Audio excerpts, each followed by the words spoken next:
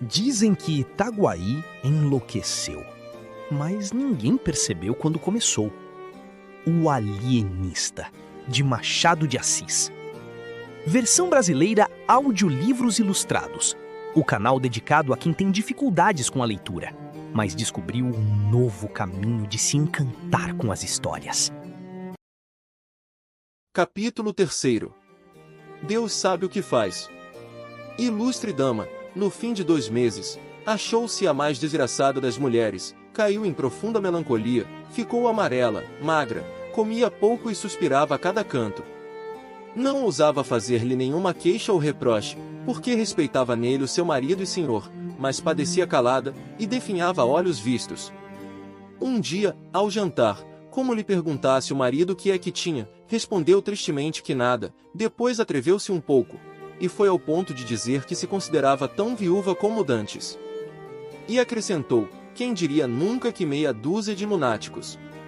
Não acabou a frase, ou antes, acabou-a levantando os olhos ao teto, os olhos, que eram a sua feição mais insinuante, negros, grandes, lavados de uma luz úmida, como os da aurora. Quanto ao gesto, era o mesmo que empregara no dia em que Simão Bacamarte a pediu em casamento. Não dizem as crônicas se Dona Evarista brandiu aquela arma com o perverso intuito de degolar de uma vez a ciência, ou, pelo menos, decepar-lhe as mãos, mas a conjetura é verossímil. Em todo caso, o alienista não lhe atribuiu intenção. E não se irritou o grande homem, não ficou sequer consternado. O metal de seus olhos não deixou de ser o mesmo metal, duro, liso, eterno, nem a menor prega veio quebrar a superfície da fronte quieta como a água de Botafogo. Talvez um sorriso lhe descerrou os lábios, por entre os quais filtrara esta palavra macia como o óleo do cântico, consinto que vais dar um passeio ao Rio de Janeiro.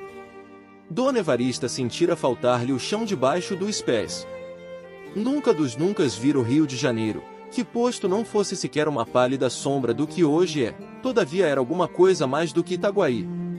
Ver o Rio de Janeiro, para ela, equivalia ao sonho do hebreu cativo.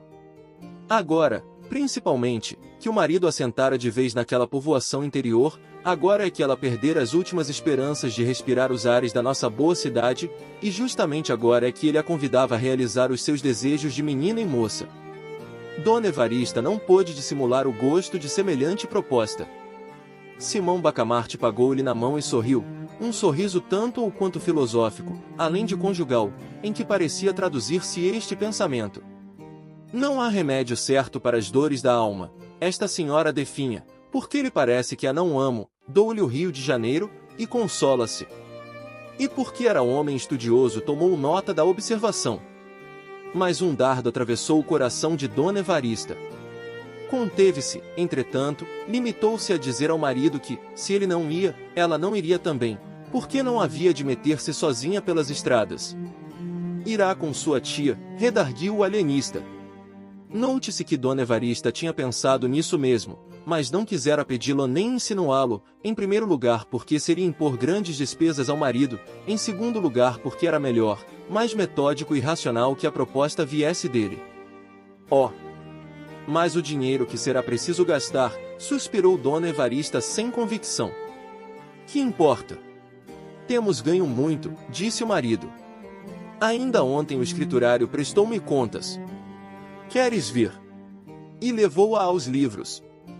Dona Evarista ficou deslumbrada. Era uma via láctea de algarismos. E depois levou-a às arcas, onde estava o dinheiro. Deus! Eram montes de ouro, eram 1000 cruzados sobre 1000 cruzados, dobrões sobre dobrões, era a opulência. Enquanto ela comia o ouro com os seus olhos negros, o alienista fitava-a. E dizia-lhe ao ouvido com a mais pérfida das alusões, quem diria que meia dúzia de lunáticos. Dona Evarista compreendeu, sorriu e respondeu com muita resignação, Deus sabe o que faz. 3 meses depois efetuava-se a jornada. Dona Evarista, a tia, a mulher do boticário, um sobrinho deste, um padre que o alienista conhecera em Lisboa, pajens, mucamas, tal foi a comitiva que a população viu dali sair em certa manhã do mês de maio. As despedidas foram tristes para todos, menos para o alienista. Conquanto as lágrimas de Dona Evarista fossem abundantes e sinceras, não chegaram a abalá-lo. Homem de ciência, e só de ciência, nada o consternava fora da ciência, e se alguma coisa o preocupava naquela ocasião, se ele deixava correr pela multidão um olhar inquieto e policial, não era outra coisa mais do que a ideia de que algum demente podia achar-se ali misturado com a gente de juízo. Adeus, soluçaram enfim as damas e o boticário. E partiu a comitiva. Crispim Soares, ao tornar a casa, trazia os olhos entre as duas orelhas da besta ruana em que vinha montado. Simão Bacamarte alongava os seus pelo horizonte adiante, deixando ao cavalo a responsabilidade do regresso. Imagem vivaz do gênio e do vulgo. Um fito presente, com todas as suas lágrimas e saudades, outro devasso futuro com todas as suas auroras.